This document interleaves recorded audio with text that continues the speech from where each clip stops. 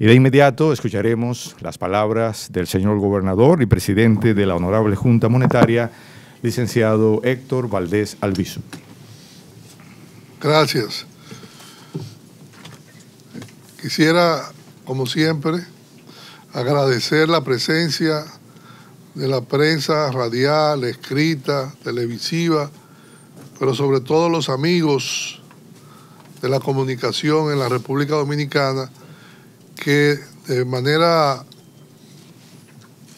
regular, cuando hacemos estas ruedas de prensas en el año, después de cada trimestre, nos acompañan.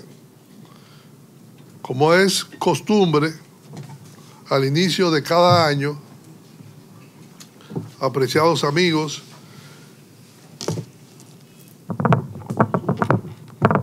de la prensa y público en general, invitados especiales, convocamos para dar a conocer las primicias de las principales variables macroeconómicas en el año recién finalizado.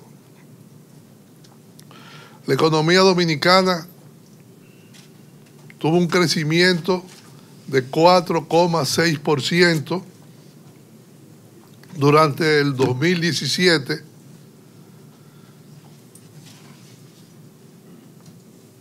después de alcanzar en el mes de diciembre un crecimiento de 7,4%. Ese es el reflejo de la gran actividad que vivimos desde el mes de octubre, noviembre y diciembre, y que por suerte tuvo impacto en el resultado final del el comportamiento del producto del 2017. Para darles una idea, en el mes de diciembre, como señalé, crecimos 7,4%, en el mes de noviembre 6,9% y 5% en octubre, lo que arroja un crecimiento para ese trimestre, para el trimestre octubre-diciembre, de 6,5%, y que contribuyó a una expansión en el Producto Bruto Interno de 4,6% al cierre del 2017. Pensamos, y me complace informarles, que los resultados que estamos anunciando han sido sumamente satisfactorios y mejor de lo esperado, gracias a que la economía dominicana ha reaccionado de manera muy favorable a las medidas de flexibilización monetaria adoptadas a partir de agosto del 2017, así como a la política fiscal más activa durante la segunda mitad del año, lo cual contribuyó a dinamizar las actividades económicas y la demanda interna, es decir, el consumo y la inversión, tanto pública como privada. Acabamos de terminar también un encuentro con la misión técnica del Fondo Monetario Internacional, que estaba desde las 10:30 de la mañana con nosotros y con el equipo técnico del banco, y ellos también están sorprendidos que un país que atravesó 2 huracanes, no uno, sino 2 huracanes, como fueron María e Irma, que el gobierno declaró no laborable 3 días y que en algunos sitios llegó a 10 días y en otros lugares a 15 días, que devastó en gran medida una de las siembras importantes de aguacate, de arroz, bananos, y que frenó toda la actividad económica, haya reaccionado tan positivamente a partir de las directrices y de la política monetaria, tanto de la parte fiscal como de la parte monetaria. La realidad es que la economía dominicana experimentó una marcada tendencia o punto de inflexión a partir del mes de agosto del pasado año, y si el país no hubiese sido impactado en el mes de septiembre por los efectos adversos de los huracanes Irma y María, el año 2017 hubiese cerrado creciendo por encima del 5%. Y yo digo esto porque he escuchado muchas voces, amigos y colegas, hablando de que la economía está ralentizada, de que la ralentización de la economía... Señores, lo que pasó aquí solo lo sabemos nosotros. La provincia de Espaillat estuvo inundada de agua totalmente durante más de 20 días. Puerto Plata estaba intransitable. San Francisco de Macorís afectó el cacao y después la siembra de aguacate, etc. Y aún así, después de las medidas adoptadas y de enfrentar la problemática, estamos terminando con uno de los crecimientos más altos de América Latina. Déjeme decirle que esos huracanes hicieron un daño de casi un 1% del producto. 0.6 a 0.7 en septiembre y el resto en el mes siguiente. Por eso, durante el mes a septiembre, la economía apenas creció 3,1%. Y durante el mes de julio a septiembre, 3,1%. Y octubre-diciembre, 6,5%, como señalé, lo que significa que esto contribuyó grandemente a que la economía terminara en 4,6%. Si vemos lo que pasó en diciembre, por ejemplo, yo le había dicho que hicieran el cuadro, parece que... No, yo te dije los 3 meses. Te olvidó. De todas maneras, si uno chequea el crecimiento de los últimos 3 meses, se va a encontrar con una sorpresa extraordinaria. El sector agropecuario en diciembre creció 4,2%. La explotación de minas y canteras 19,2%. Manufactura local 3,3%. Zona franca 10,1%. Construcción 17,9%. Y servicio en general 10,4%, incluyendo el sector turismo, que tuvo un crecimiento en diciembre de 7,6%, y durante el año el sector turístico tuvo un crecimiento de 6,8%. Como ustedes ven, diciembre fue un mes súper especial para el comportamiento de la economía y sus resultados, como lo fue también noviembre. Eso quiere decir que con las medidas adoptadas de política monetaria que la Junta Monetaria aprobó, de disminuir el encaje legal en 2,2%, lo cual le daba a la economía unos 24.500 millones, que junto con el overnight que tenían los bancos, más de 30.000 millones, 34.000 millones, destronó para el suelo en gran medida las tasas de interés, y eso hizo también que estimulara el gasto, y el gasto, la demanda, el gasto y la inversión.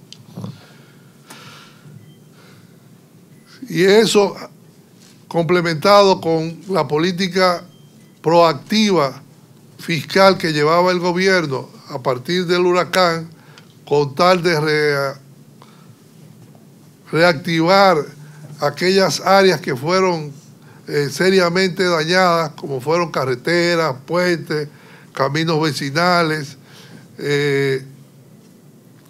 y otras más, zonas aisladas, etcétera, contribuyó a que a partir de agosto de tomar esas medidas, la economía dominicana reaccionara positivamente. Terminamos con una inflación de 4,2%, como ya hemos publicado. Ustedes saben que el objetivo del programa monetario era 4 más 1 menos 1, y terminamos en 4,2, o sea, por debajo, en el mismo límite inferior de la meta. El déficit en cuenta corriente, por primera vez en los últimos 13 años, terminó en 0,2%, menos 0,2%. Me decía la gente del fondo que ellos tienen una preocupación ahora, que estamos apretando demasiado. Y dice, pero no aprieten tanto, no estamos apretando, lo que está generando a la economía mucha divisa. Y para darles un ejemplo, las reservas monetarias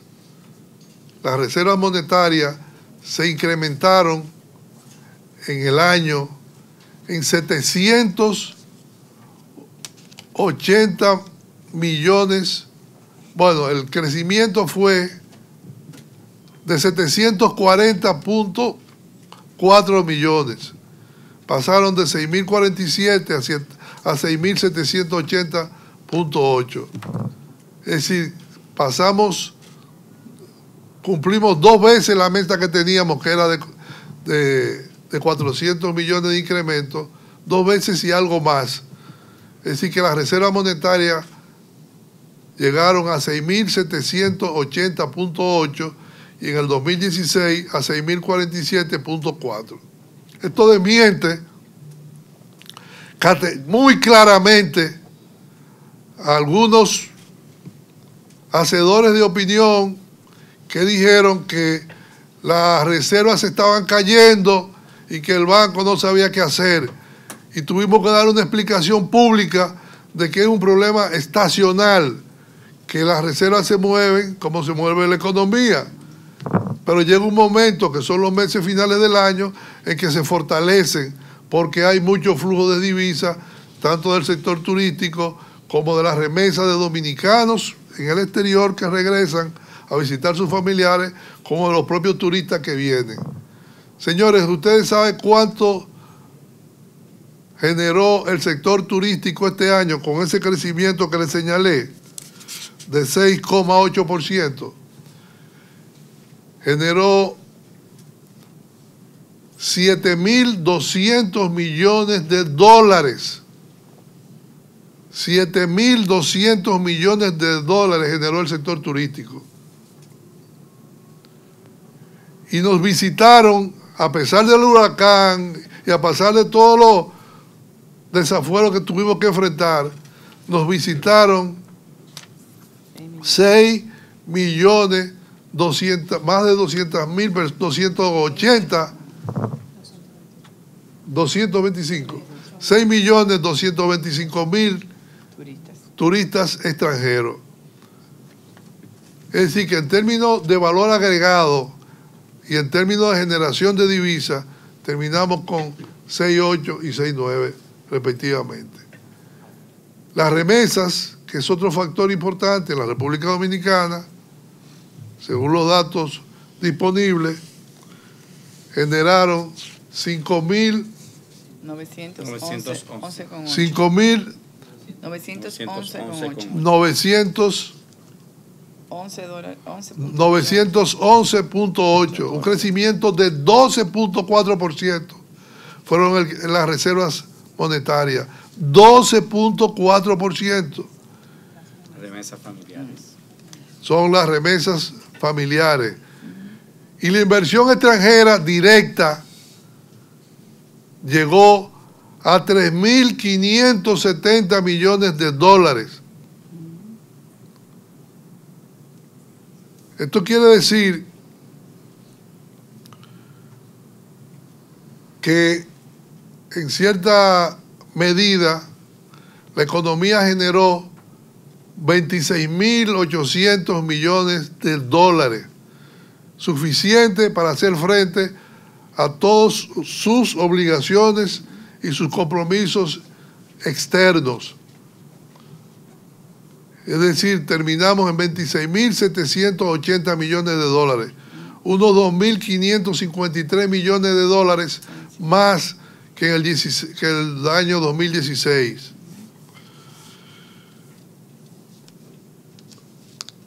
La tasa de desocupación abierta,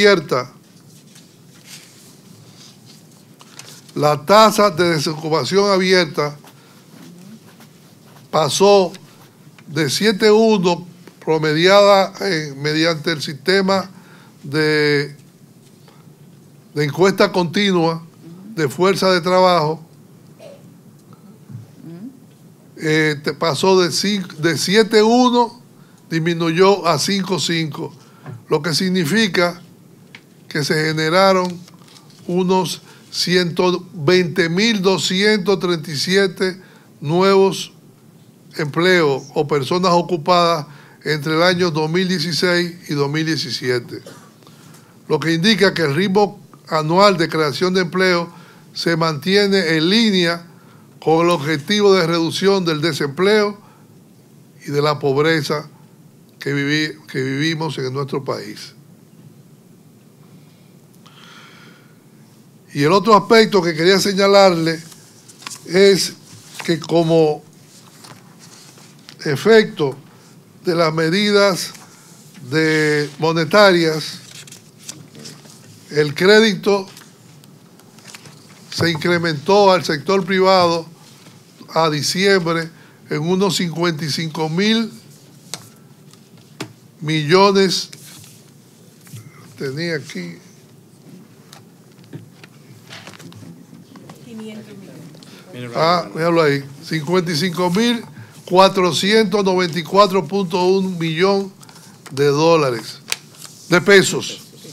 O sea que el crédito al sector privado no incluye operaciones en dólares, aumentó en 55.494.1 millones, de los cuales 20.359 millones de pesos provinieron del encaje legal.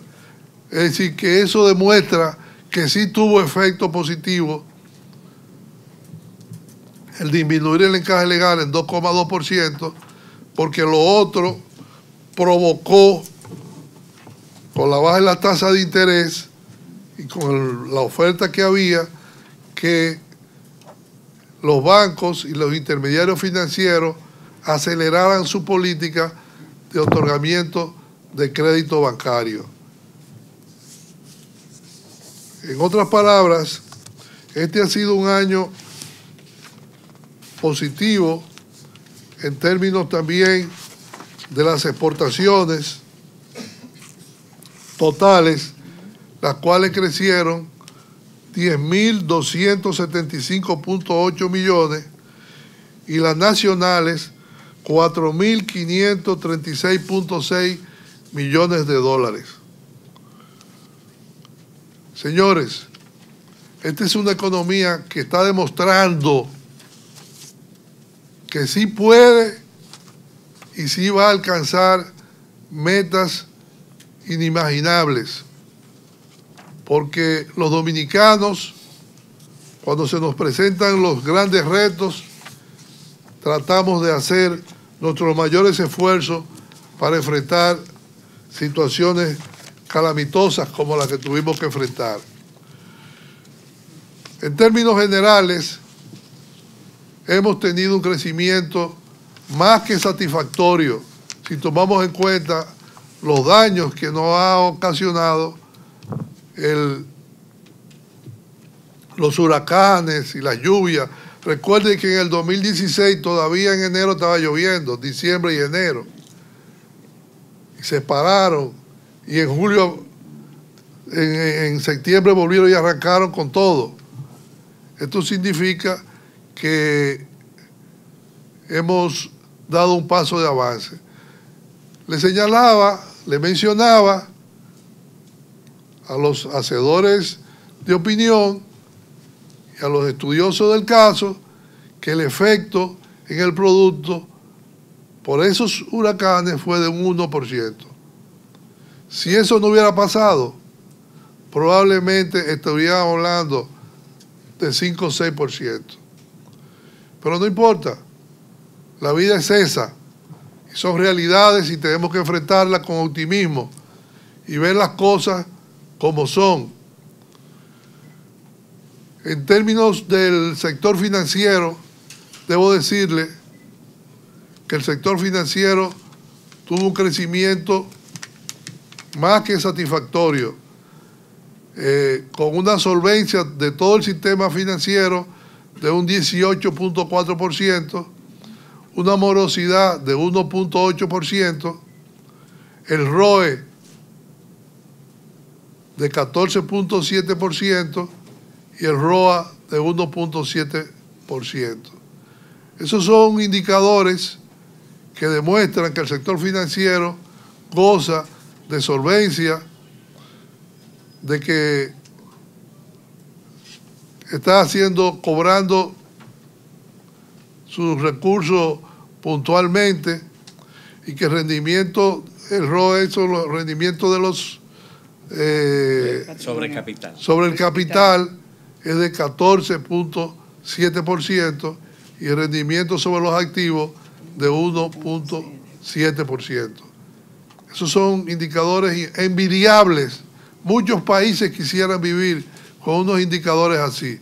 Además, cuando vimos el aporte que hizo en términos de valor agregado el sector financiero, resulta que el sector financiero tuvo un aporte de 6,2%.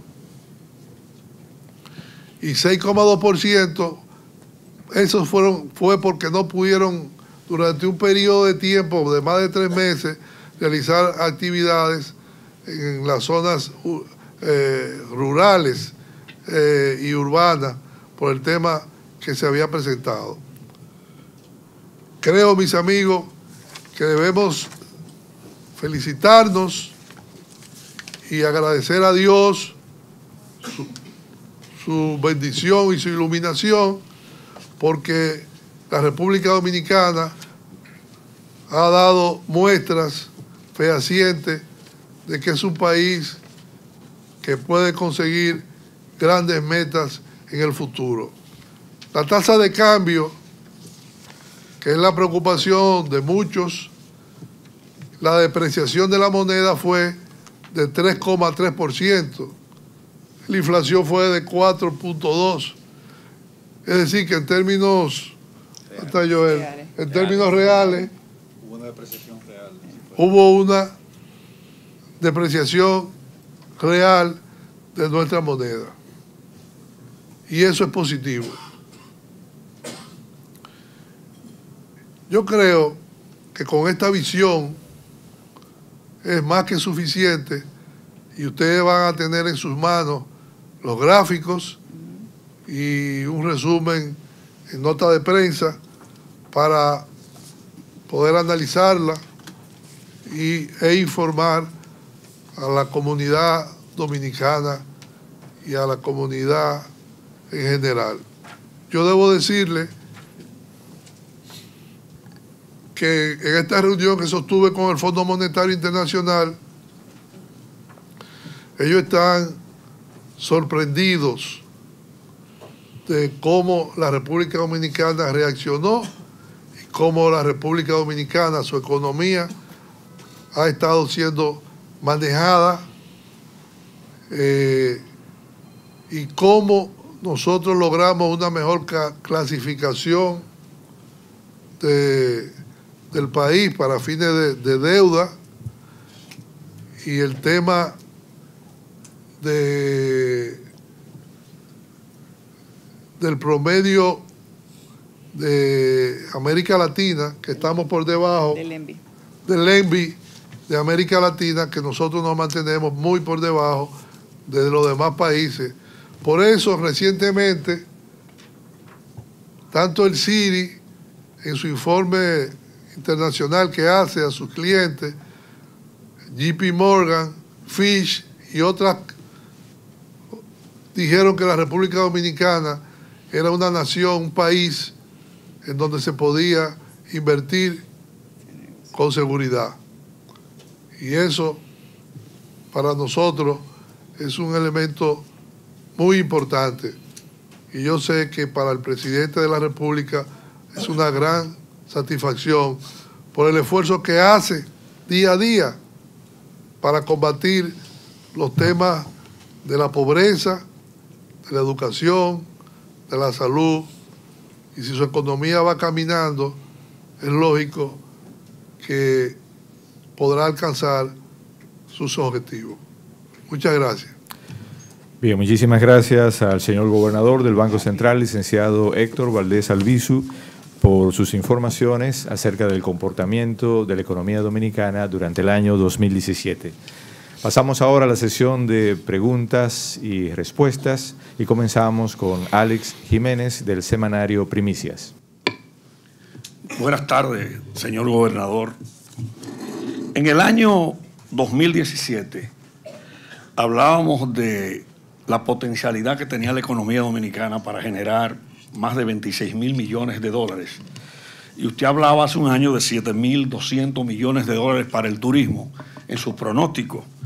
Hoy lo acaba de confirmar.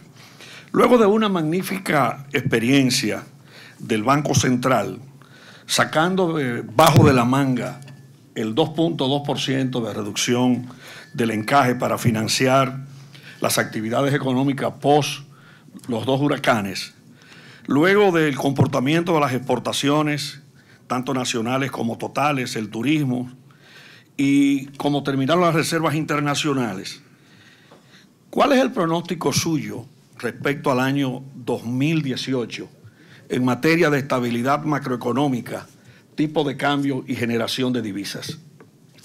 Muy buena pregunta, como siempre. Nosotros en el programa monetario que fue presentado a la Junta Monetaria por el equipo de programación, se estableció un objetivo de 5,5% de crecimiento, que está un poco por encima del potencial prácticamente, y establecimos también una inflación igual de 4%. A nosotros el tema de la inflación, lo que nos hace daño es el petróleo, porque tiene una alta ponderación en la canasta, como de un 19%, el sector transporte y los derivados. Cuando nosotros teníamos un poco más allá de mediados de año, la inflación era de 1,2%. Se comenzaron a aumentar semanalmente los precios porque se estaban moviendo en el exterior y se comenzó a mover. Ni siquiera por la escasez de alimentos se notó tanto como el efecto que tienen los precios. Es decir, que estaríamos hablando como objetivo primario de 5,5, de 4% más 1 menos 1. Y la otra pregunta era la estabilidad, porque realmente eso va ligado al objetivo de inflación. Lo que dice la Constitución de la República, que el Banco Central debe velar y garantizar el control de los precios y por vía de consecuencia debe también, por secuela, garantizar estabilidad en el tipo de cambio. Yo siempre le digo a los empresarios cuando vienen a verme para consulta de temas que tienen que ver con su sector, yo les digo, ustedes tienen que tener siempre cuál es el objetivo de precios del Banco Central. Pues si usted sabe cuál es el objetivo de precios del Banco Central, tiene que saber que el tipo de cambio no me va a pasar de ahí porque yo no lo voy a permitir. Es tan sencillo como eso. Nunca en los últimos tiempos se había visto tanta flexibilidad en el tipo de cambio. Y yo usando con eso, porque la idea no es anclarse, sino que se mueva de acuerdo a las necesidades. Pero si un país tiene divisas y es capaz de generar a favor del banco, de alguna manera, 740 millones de dólares de incremento, entonces el problema del tipo de cambio no puede ser, y no hay un problema monetario vis a vis, entonces el problema del tipo de cambio debe ser muy suave, debe ser un movimiento sin volatilidad. Sin tanta volatilidad. Lo que nosotros el Banco Central no apoya, ni está de acuerdo, y eso nos llama la atención, y por eso le damos tanto seguimiento, es que el tipo de cambio se mueva como si fuera, ¿cómo se llama esto? Sí, un columpio, para arriba, para abajo, para arriba, para abajo. Porque entonces eso a los hacedores de política, pero sobre todo a los empresarios, al sector económico, no le permite programar con certidumbre su inversión. Bien, tenemos solicitudes de preguntas de Pedro Cava, Miguel Abreu, Suelis Tejero y Mayo Rodríguez. Vamos ahora con el señor Pedro Cava de Diario del 4. Buenos días, señor gobernador y autoridades. Uno de los resultados más estimulantes de los últimos años es ver que el sector agropecuario está respondiendo a los efectos de políticas públicas. Nos acostumbramos demasiado tiempo a ver un sector agropecuario que crecía más o menos con el promedio 4, 5, 6. Pero en el 16 el sector agropecuario aportó un 11%, nada más y nada menos, un 10%. Ahora, por los efectos de los huracanes, apenas pudo hacerlo un 5.9. Pero eso es notable. Notable. Pero yo quisiera preguntarle ahora, aprovechando, señor gobernador, que está también por aquí el Departamento de Cuentas Nacionales, y como se pudo establecer cuáles fueron las pérdidas sufridas aproximadamente, ¿cuánto pudo haber crecido el sector agropecuario de no haber acontecido esos eventos de Irma y los dos? O sea, si esa pérdida se hubiese contabilizado como aportes a la producción, ¿cuánto pudo haber crecido aproximadamente? Sí, Pedro, pero fíjate una cosa. Yo dije que el efecto de los huracanes fue como de un 1% del producto. Sí. Si tú tienes que sacar de ahí que hay una parte de que se invirtió en obras de infraestructura para que puedan caminar. La gente en carros y un puente. Alguien dijo que eran 49.000 millones que se pasan. Y otro dice que 30.000. Por segregar eso. Sí, habría que segregar. Sí. Para decir cuánto del sector agropecuario, no sé si ustedes tienen alguna respuesta más concisa.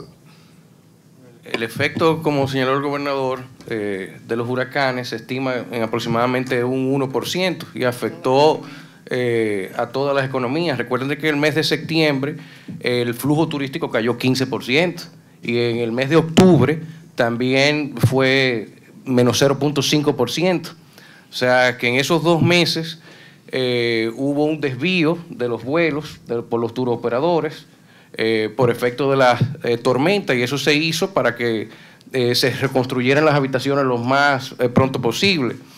En el agro, recuérdense que nosotros estamos midiendo el valor agregado, cuánto ellos ganan, ¿no? El valor agregado por la actividad agropecuaria.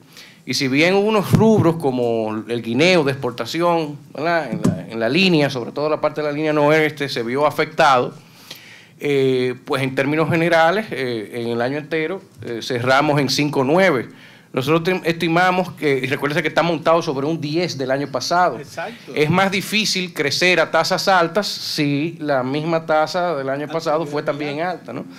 Entonces, nosotros estimamos que hubiese sido como 9% aproximadamente, entre 8 y 9, más o menos, el valor agregado real. Sí. Muy interesante. Olga, tú querías... Bien, Subelis Tejero, de Diario Libre.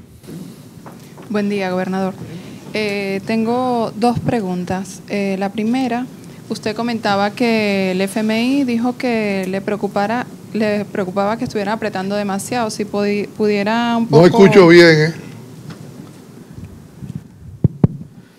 que el FMI, dijo usted que le había dicho en la reunión que les preocupaba que se estuviera apretando demasiado. ¿Qué es exactamente lo que les preocupa al FMI? ¿Qué es lo que pudiera arriesgar que se restringiera un poco en materia económica? Exactamente qué es lo que les está preocupando. Y por otro lado, sobre el tema de los cambios a la recapitalización del Banco Central, ya tienen como un año conversando con el Ministerio de Hacienda sobre un nuevo plazo. Un poco que nos diera más detalles sobre eso, cuándo se podría estar presentando un proyecto de reforma legal en ese sentido, cuál sería ese nuevo plazo de pago. Lo primero es que el comentario que ella hizo fue, ¿cómo lo tomo? Como un comentario no importante, porque los países lo que deben tener es más ingresos y menos gastos. Y él dijo, luce que ustedes están apretando. Eso fue lo que ella dice. O sea, yo no puedo adivinar qué tenía ella en su mente por eso. Pero fue como un comentario... Dentro de una conversación coloquial. Sí, como coloquial, dijo, sí, vi que ustedes 2%. Es decir, oye, van bien. ¿A dónde van a llegar? Bueno, usted quería reserva, ahí tiene reserva. Y usted tiene reserva ahí también para que hable. Para que tenga ahí. Y lo otro es que nosotros terminamos el proyecto de capitalización. El ministro su equipo hizo también un proyecto de capitalización. Las diferencias no son tan abismales. Están terminados los dos proyectos en un problema de sentarnos a afinar, porque las cosas no son de un solo lado, sino lo que va ¿me explico? Es decir, no es lo que tú digas, sino es pongámonos de acuerdo en los temas. Y las diferencias no son tan abismales. No son tan abismales. Ellos hicieron un proyecto muy interesante y nosotros teníamos un proyecto elaborado en los mismos términos. Eso se va a resolver, y se va a resolver pronto. Yo hablé con él como a las 9 de la mañana, que acaba de llegar de Davos. Me dijo, vine porque tengo la reunión con el fondo a las 10, después que tú termines, pero ponme al día. Yo le dije más o menos cómo andaba la cosa y me dijo, cuando yo venga nos juntamos para resolver lo otro. Le digo, cuando tú vengas resolvemos. Él se vuelve a ir porque él está haciendo, creo que un roadshow, porque va a ir a varios países. No sé si eso le satisface. Si no me dice... ¿En cuánto tiempo podría estar el gobierno introduciendo un proyecto de reforma legal sobre la ley de recapitalización? Óigame, ¿qué es lo que uno hace una ley y la somete al Congreso? Y si los dos estamos de acuerdo, no hay ningún problema. y las diferencias no son tan abismales. Yo no sé si ustedes entienden lo que es abismal, que no son tan distantes. Es un tema de ponernos de acuerdo. Por ejemplo, yo tengo un tema que no quiero ni discutir. Yo no creo, le voy a decir, yo estoy opuesto a que se penalice con el punto 15 a los cheques. Pero eso lo dije yo cuando el fondo estaba aquí. Eso lo dije yo cuando el fondo estaba aquí. Grabar con punto 15 y eso creo que lo he discutido con lo del ahorro, Alejandro. ¿Cómo un país nosotros podemos estar grabando el ahorro? Entonces, no podemos usar esos recursos para resolver otro problema. Entonces es un problema yo tengo otra salida que va a dejar satisfecho al ministro y al gobierno. Recuerde que yo no soy más que un simple empleado. Bien, Mayo Rodríguez. Buenas tardes, señor gobernador, y a las autoridades del banco, a los amigos de la prensa. Gobernador, el precio del petróleo, como usted decía hace un rato, es uno de los indicadores que más rápido se refleja en la economía nuestra y que nos afecta. El año que transcurrió vimos que los precios estuvieron incrementándose y dadas ciertas situaciones de geopolítica en grandes productores como Irán o el caso de Venezuela, dice que el precio podría subir. De hecho, ciertos proyectos que habían sido abandonados de nuevas plataformas se reactivaron hasta extracción de arenas bituminosas. La pregunta es, ¿qué estiman ustedes, qué precio más o menos ustedes previeron para poder proyectar el tema del crecimiento de nosotros y cómo podría afectarnos esa situación del petróleo? Bueno, nosotros generalmente tomamos de referencia, Mayo, el dato del Fondo Monetario Internacional o del Banco Mundial, que ellos hacen sus proyecciones.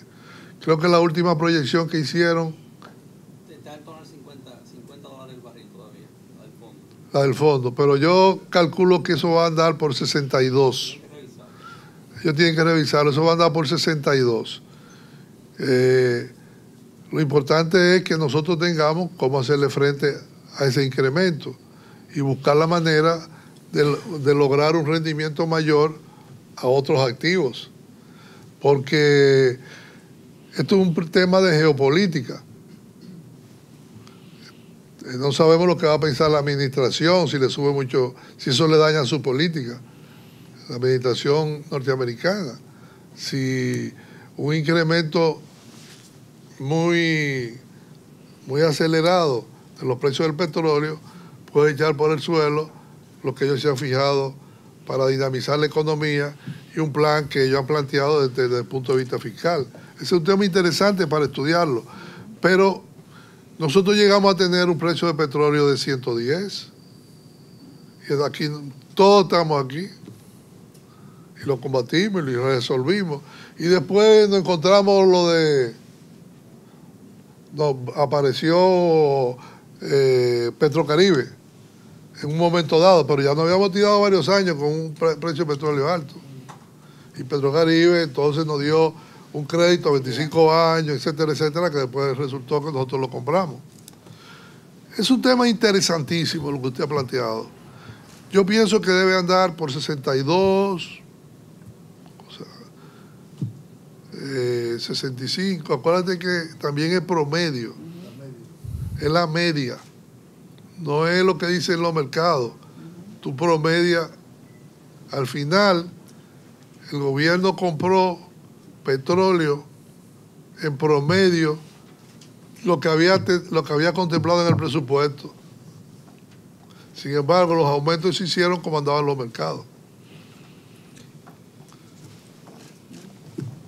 Bien, continuamos con el señor Luna Valiente. Gracias, buenas tardes, señor gobernador, demás autoridades, amigos todos. La semana pasada la reunión de Davos inició con la presentación de un índice, que es el índice de inclusión social, en donde la República Dominicana aparece en el lugar número 21 dentro de los países emergentes, por encima inclusive de países como México, Colombia y Argentina.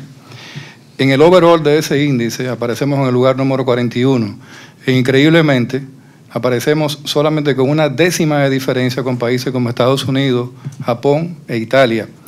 ¿Considera usted que ese índice, ese indicador que aporta el Foro Económico Mundial es el resultado de las políticas públicas del gobierno central y de las políticas de estabilidad del Banco Central apoyando la producción nacional? No sé. Yo lo que le puedo asegurar es que después que nosotros aprobamos los subcagentes bancarios, se han abierto más de 5.000 subcagentes bancarios que contribuyen a la inclusión financiera. Porque en una farmacia, en un barrio que no tiene, está a 20 kilómetros de distancia de una estafeta o sucursal, tú puedes ir a esa farmacia y hacer operaciones, depositar o tomar un crédito en base a lo que tú has hecho. Eso es inclusión financiera. Y el país ha avanzado enormemente. Cuando comenzamos, yo recuerdo que a mí me mencionaron a Brasil, que tenía como 50.000 agentes, le llaman corresponsales ellos, y me mencionaron el caso de Perú, de Colombia, pero en el caso nuestro nosotros hemos avanzado mucho y vamos a avanzar más. Y además, toda la política del gobierno ha sido buscando la inclusión financiera de otros sectores que no tienen que ver con el financiero, de que tengan acceso a la educación, de acceso a la salud. Ahí el presidente anunció que se van este año a inaugurar o a terminar unos 15 hospitales, resolviendo el tema del transporte. Todo eso contribuye a la inclusión, para que la gente que no tiene acceso pueda tener acceso. Muchas gracias. Bien, nos quedan 4 preguntas. Vamos a comenzar esta última tanda con Alejandro Fernández de Argentario. Buenas, saludos a todos.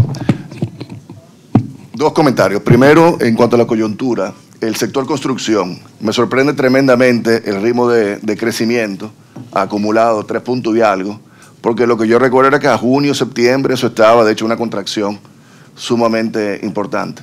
Y después tengo una segunda pregunta que no es de coyuntura. Construcción. O sea, de una contracción muy importante que se había visto. Lo que pasa es que la inversión pública durante el primer semestre apenas llegó a 2%. ¿Y cambió eso, gobernador, en el último semestre? Mejoró porque las mismas circunstancias meteorológicas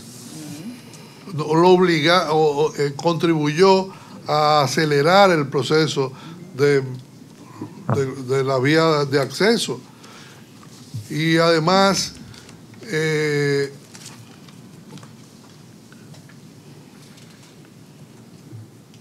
el último trimestre, 15,2. En el último trimestre tuvo un crecimiento de 15,2%.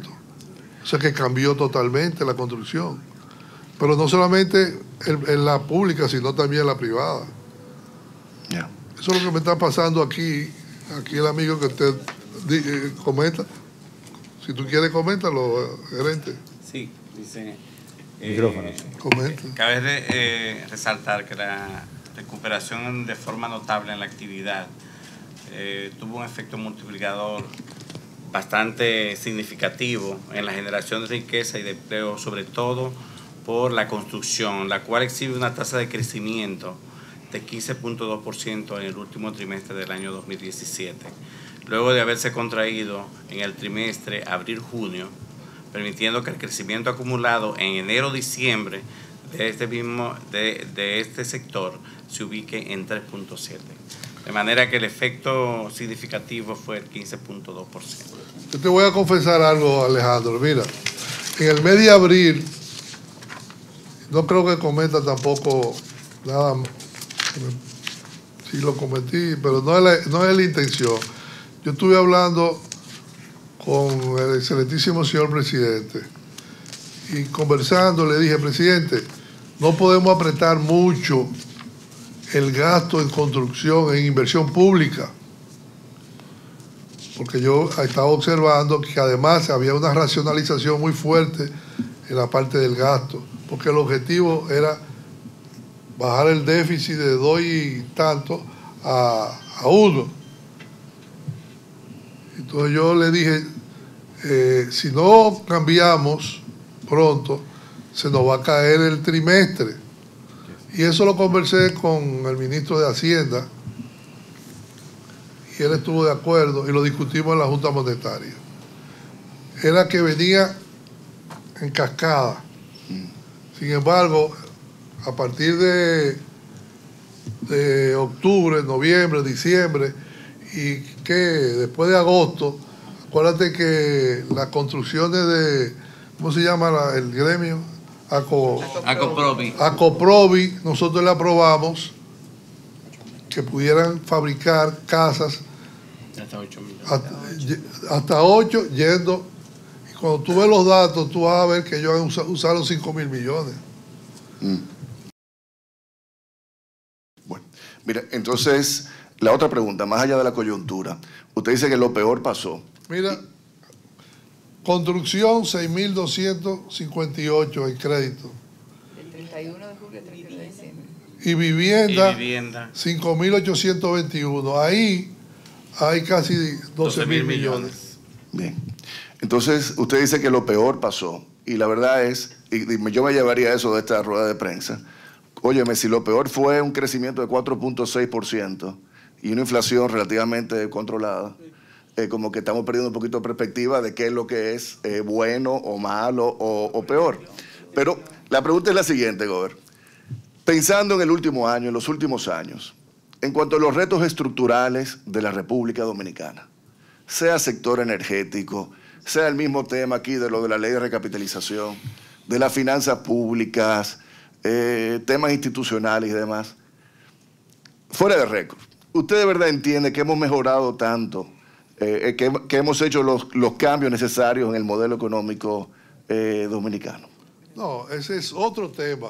No, yo le dije que fuera de la coyuntura. No, pero ese es otro tema, el de los cambios. Y de eso nos podemos pasar la mañana y la tarde. Ahora, déjeme decirle algo, o decirte algo.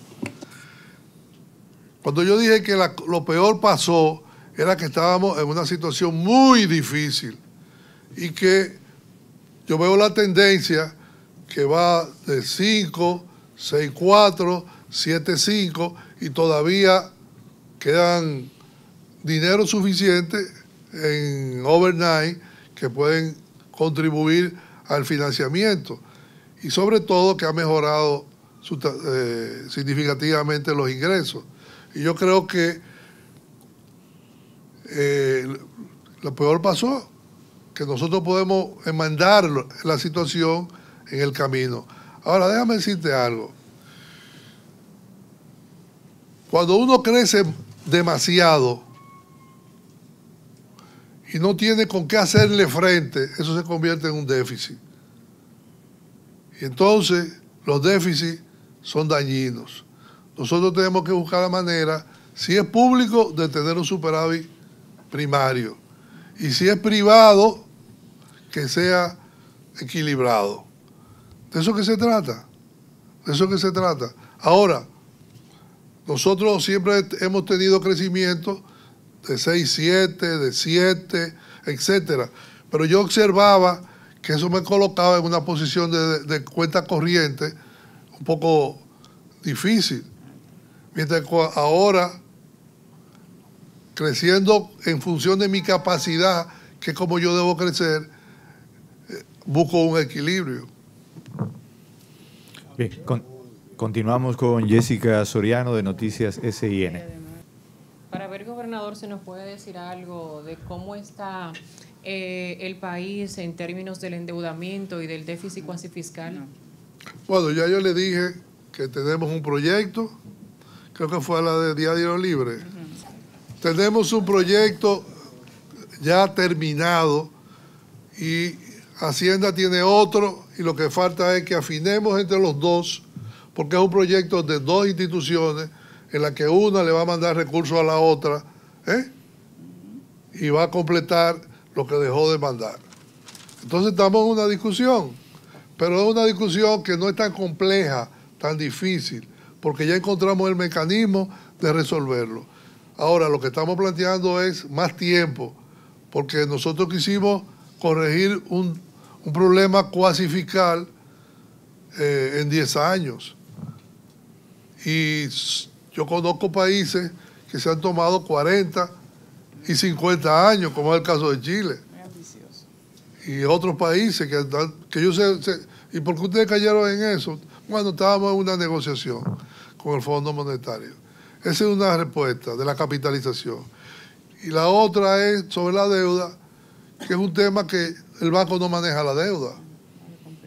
Pero, de todas maneras, el ministro dijo que la deuda como ratio del PIB en moneda extranjera era de un 26%. De eso que estamos hablando. Ahora, si metemos la deuda interna, entonces tenemos que hacer un cálculo de la deuda consolidada. Pero eso es un tema que no lo maneja el banco, no lo manejamos nosotros, ¿no? Esas estadísticas las tiene el crédito público. Bien, concluimos esta sesión con la pregunta de Henry Gebrar. Muchas gracias. Buenas tardes, señor gobernador. Quisiera hacer la primera vez que le voy a hacer una pregunta sobre Donald Trump. Hace un año llega a la presidencia de los Estados Unidos un presidente... ¿Llegaste? Llegó Donald. Llega a la presidencia de los Estados Unidos un presidente que, vamos a decir, bastante atípico. En la parte económica ya estamos observando dos Big Bang que tienen obviamente un impacto sobre todas las economías y también la dominicana. Primero, la fuerte devaluación del dólar de los Estados Unidos. Si vemos versus el euro, estamos al 15%, que eso ha tenido consecuencias sobre los precios del petróleo, sin duda alguna. Y por otro lado, recientemente el Big Bang en la parte tributaria, con la fuerte reducción de la tasa impositiva, especialmente en el caso de las compañías. ¿Cómo el Banco Central vislumbra los impactos de esta reforma tributaria en los Estados Unidos que pudiese tener sobre la República Dominicana?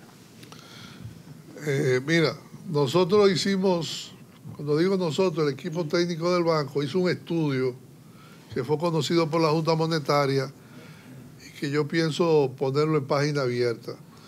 Pero yo creo que Julio podría hacer algunos comentarios porque él era del equipo. Estaba Joel y estaba del área internacional. Estaba Brenda que está aquí atrás de mí. Brenda. Gladys y hacía un equipo grande, hizo un estudio completo de los efectos derivados de eso y lo que pasaría en la República Dominicana. ¿Cómo debemos manejarlo? Sí, fundamentalmente desde el punto de vista económico, en el muy corto plazo, lo que nosotros tenemos una visión positiva de la reforma, porque al inicio, con las reducciones de impuestos, la economía crecería más en los Estados Unidos y debido a la relación estrecha que nosotros tenemos comercialmente hablando con Estados Unidos, pues la economía dominicana se beneficiaría en materia de crecimiento y generación de empleo. Esta reforma tiene algunas medidas que son de carácter permanente y otras de carácter transitorio. Entonces sus efectos van a estar gravitando en la economía por un periodo de 10 años aproximadamente. Eventualmente habrá algún incremento en el déficit y la deuda de los Estados Unidos y eso pudiese tener un impacto de incrementar las tasas de interés internacionales para República Dominicana y estaríamos hablando de mediano plazo, 4 o 5 años más hacia adelante. Ese estudio del que habla el gobernador, que será publicado próximamente, es un estudio donde los técnicos del Banco Central ven el impacto de la reforma tributaria de Estados Unidos en la economía dominicana a través de los sectores en los cuales Estados Unidos tiene más inversiones o más vínculos comerciales con República Dominicana. Le hace zona franca, turismo, sector de bienes raíces. Y en resumen, lo que nosotros hemos visto es que en esos sectores, dadas las exenciones tributarias que hay en República Dominicana, en términos generales, la reducción de impuestos en los Estados Unidos no tendría un impacto mayor en términos de salida de capitales o en términos de pérdida de inversión en República Dominicana, porque esos sectores a los que nos referimos son sectores que cuentan con un alto nivel de exoneraciones o exenciones en el país. ¿Hay otro de los que hizo el estudio que quiere decir algo? Capellán, Brenda, Joel. Bueno, tal vez mencionar algo adicional que el estudio reflejó, y es el diferencial de salarios entre Estados Unidos y la República Dominicana. O sea, para un empresario norteamericano venir a instalarse aquí y pagar alrededor de $200 en zona franca es muy atractivo. Si se lleva esa empresa para producir en Estados Unidos, tendría que pagar alrededor de $1.500, $2.000. O sea, que hace incosteable producir allá versus reproducir aquí en República Dominicana. No sé si es suficiente, Henry. Yo quisiera añadir solamente en el caso de la inversión extranjera directa, que es una de las variables más sensibles ahora mismo en cuanto a generación de empleo, de divisas, como ustedes han podido ver, de que en el caso de Estados Unidos ha habido una reducción en los últimos años de la participación de los inversionistas americanos en la IED.